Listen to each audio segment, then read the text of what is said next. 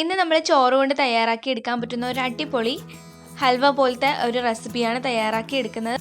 നിങ്ങളുടെ കയ്യിൽ ബാക്കി വന്ന ചോറുണ്ടെങ്കിൽ ഇതുപോലൊരു അടിപൊളി ഹൽവ തയ്യാറാക്കി എടുക്കാം. ഒരുപാട് ഇൻഗ്രീഡിയൻസ് ഒന്നും തന്നെ വേണ്ട ഇതിനായിട്ട്.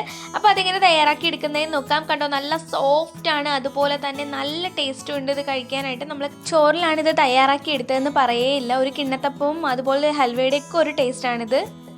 അതിനായിട്ട് 2 കപ്പ് വേവിച്ച അരിയാണ് എടുത്തിട്ടുള്ളത്. ഇത് നമുക്ക് മിക്സിയുടെ ജാറിലേക്ക് ഇട്ട് കൊടുക്കാം. ഇത് കൂടി ചേർത്ത് കൊടുത്തതിന് ശേഷം 1/2 കപ്പ് വെള്ളം ഇതിലേക്ക് ഒഴിച്ച് നന്നായിട്ട് മിക്സിയുടെ ജാറിലേക്ക് ഇട്ട് നല്ല പോലെ അരച്ചെടുക്കുക. ഒരു തരി പോലും ഇല്ലാത്ത രീതിയിൽ നല്ല പേസ്റ്റ് രൂപത്തിൽ അരച്ചെടുക്കുക. ഇനി നമുക്കിതൊരു ബൗളിലേക്ക് മാറ്റാം.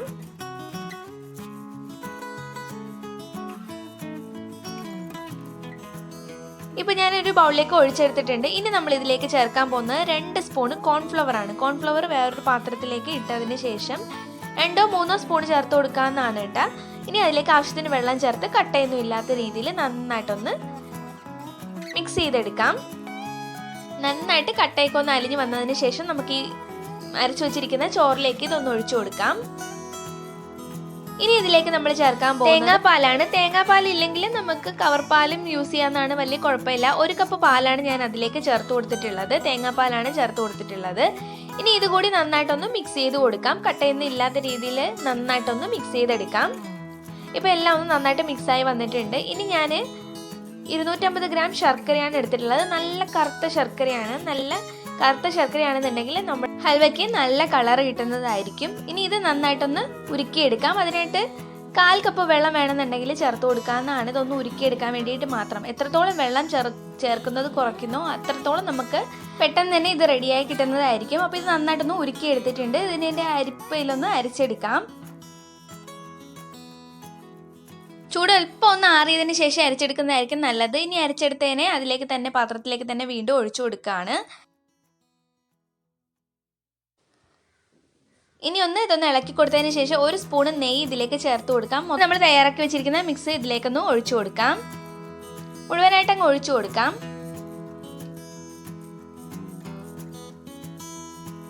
ഇനി ഇത് നന്നായിട്ടൊന്ന് കുറുക്കി കൊടുക്കാം. മിക്സ് ചെയ്തെടുക്കാം. നമ്മുടെ ശർക്കരയായിട്ടൊക്കെ ഒന്ന് നന്നായിട്ട് മിക്സായി വരുന്ന രീതിയിൽ നന്നായിട്ടൊന്ന് മിക്സ് ചെയ്ത് കൊടുക്കാം. ഇനി ഇതിലേക്ക് ബദാമോ പൊടിച്ച കാഷ്നട്ട്സോ എന്തെങ്കിലും ഉണ്ടെങ്കിൽ അതിത് ഇട്ട് കൊടുക്കാം. ഇതുകൂടി ഇട്ട് കൊടുത്തതിന് ശേഷം നന്നായിട്ടൊന്ന് കുറുക്കിയെടുക്കാം.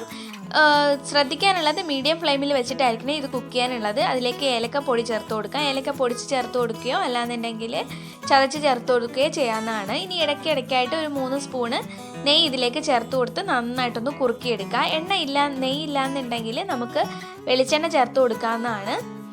ഇതുപോലെ നന്നായിട്ടൊന്ന് തിക്കായി വരുന്നവരെ നമുക്കിതൊന്ന് ഇളക്കിക്കൊണ്ടേ ഇരിക്കാം.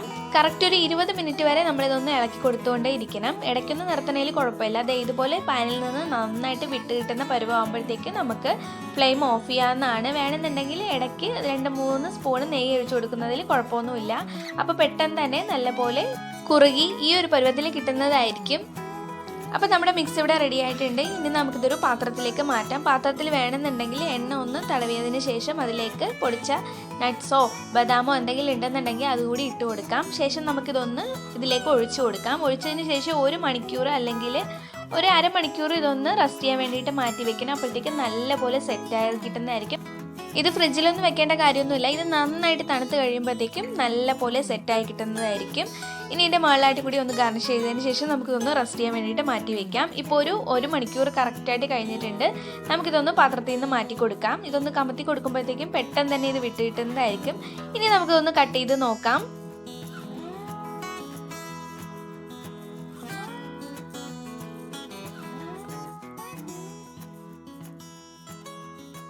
അപ്പോൾ വളരെ ടേസ്റ്റി ആയിട്ടുള്ള ഹൽവ ഇവിടെ റെഡി ആയിട്ടുണ്ട്. എല്ലാവരും ട്രൈ ചെയ്ത് നോക്കുക. അഭിപ്രായങ്ങൾ കമൻറ്റ് ചെയ്യുക.